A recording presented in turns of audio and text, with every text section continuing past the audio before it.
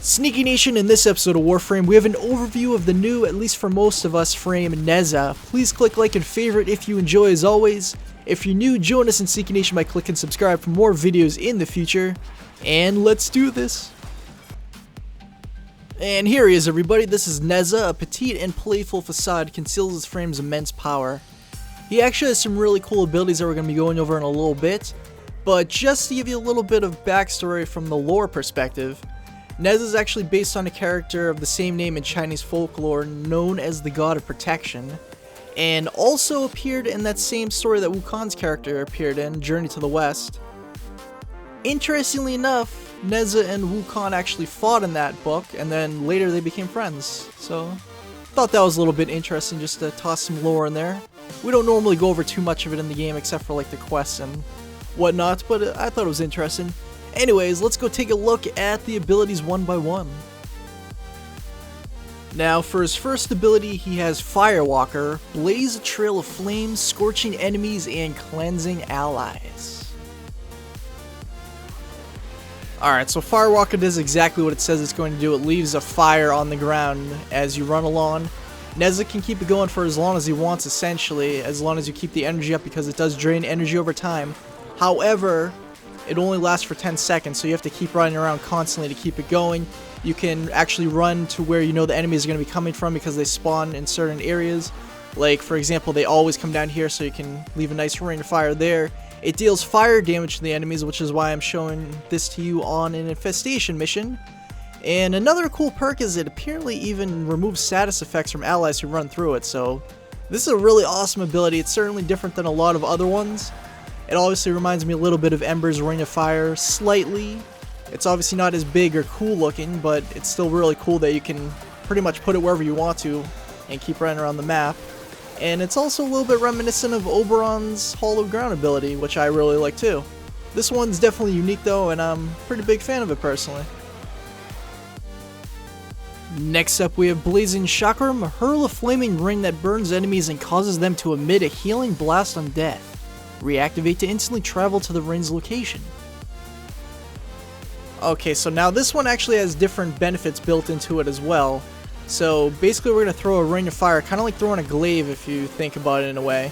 It bounces 3 times before it comes back to you. It can either hit the enemy 3 times or bounce off the wall 3 times and it comes back.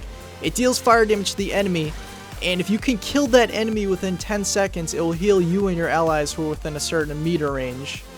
So it has that kind of benefit to it, so it's really cool. And you can also use it for traveling purposes. Like, check this out. You can throw it up here, then if we press it again, we end up wherever it left off. Another cool perk is if you have the first ability active, Firewalker, at the same time. Let's just have it going for a little bit, and then we change over to it. Wherever we actually teleport to, it will deal explosive damage to all the enemies around. It does like over 1,000 damage too. I'm not sure the exact number off the top of my head. And that brings us up to Warding Halo. Create a protective ring of fire that also stuns and damages enemies who get too close. Alright, now this one is something you always want to have active on Nezha because it's kind of like having Iron Skin or Rhino. It protects him, and it also deals damage to enemies who get too close, so it has all kinds of other benefits built into it. If you look in the bottom right, it actually does operate like Iron Skin does too. As you can see, I currently have it at 90, so I can take a bunch more damage. It went down from 100. So it hasn't been damaged too much yet, but after I take enough damage, it will disappear, so I'll have to recast it. But it definitely keeps Nezha protected for a good period of time and helps to give him kind of a tank ability, so certainly might be up there with the Valkyries and the Rhinos. We'll have to see in the future. Showed him a thing or two. Let's let this do all the work for me for a little bit. It's gonna kill this guy. Oh yeah. See, this is risky because it is gonna disappear after I take enough damage, but I can still take down enemies at the same time. So it's kind of better than Iron Skin in a certain way if you think about it. And finally, the ultimate ability is Divine Spears. Impale nearby enemies on spears that erupt from the ground. So of course, being the ultimate ability, it does have to be really awesome, and it is, so let's test it out. Oh, come on, man. You ruined it. You ruined my moment. Actually impales all these enemies, so now they're vulnerable to all kinds of damage. They can't attack for a little bit. Of course, power duration does have to be higher. I don't have any power duration mods on, so it's not as long as it could potentially get up to. But it stays up there for a good period of time regardless.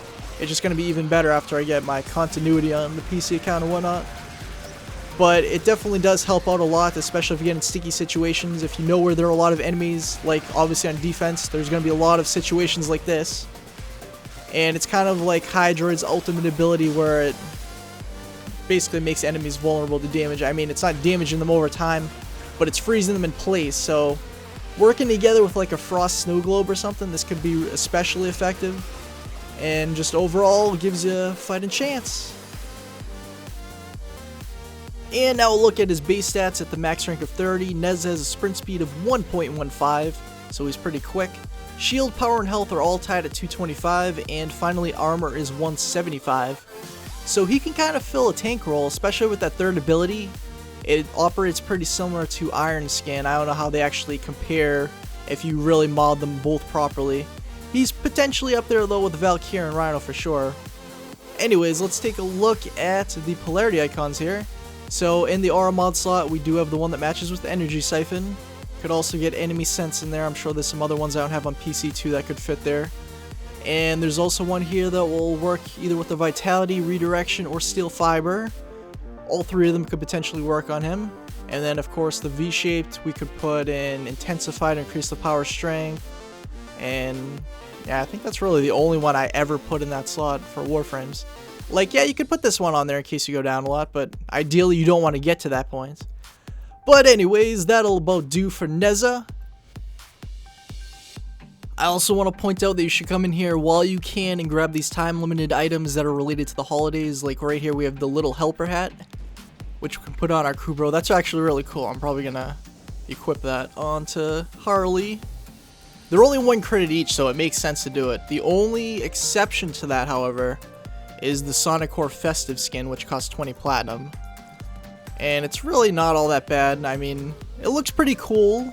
I have 20 platinum, so I guess I'll just do it. Why not? Just because we can. And the ringers, let's see what these are. Jingle all the way with this festive skin for any fist weapon. It's actual jingle bells, okay. Thank you kindly. Alright, so we got half of them so far. The Crimson Noise pattern, a festive pattern for your Kubro.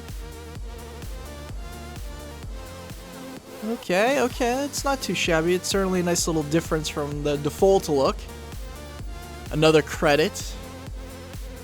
And oh, the Spearman Scythe. I know you remember this from last year. I made a whole video on just using this. It was so funny because you could put it on your scythes and you're still cutting enemies in half, so it doesn't make any sense. How is a big stick like this doing that? Alright. It just looks hilarious. I'm probably going to start using it on PC now too. And finally, the festive interior decorations, which, as you may have recalled from last year, I did have equipped in my PS4 ship, but they are unfortunately only here for a limited time, so eventually they're going to take them out automatically, even though you don't necessarily unequip them. It's the exact same one from last year, it looks like. I remember the snowman was there, all the other stuff here, there's snow everywhere, all the lights and whatnot. Let's see, did they change anything down here too, or is it just up there? I think it's just up there, that's a shame. That's alright though, it still looks pretty cool, and it's only 1 credit anyway, so works for me. Anyway, CK Nation, that'll do for this episode. I'm not sure if Nezha is going to be on par with the Rhinos and the Valkyries as far as the tank roll goes, but he definitely seems like he could with his third ability, so I guess we'll see in the future with some more testing. And he's one of the rare frames where I enjoy using all 4 of his abilities. I very rarely say that about anybody. I said it about Atlas, but very rarely about anybody else in the game. But let me know what you think of him in the comments below. Also, if you want to share any builds you have for him, I'd like to see those too. And if you're looking to build him for yourself, you can find his drops on the sortie missions, which just came with update 18. You can find those on the navigation menu. But I hope you enjoyed as always, and I will see you next time.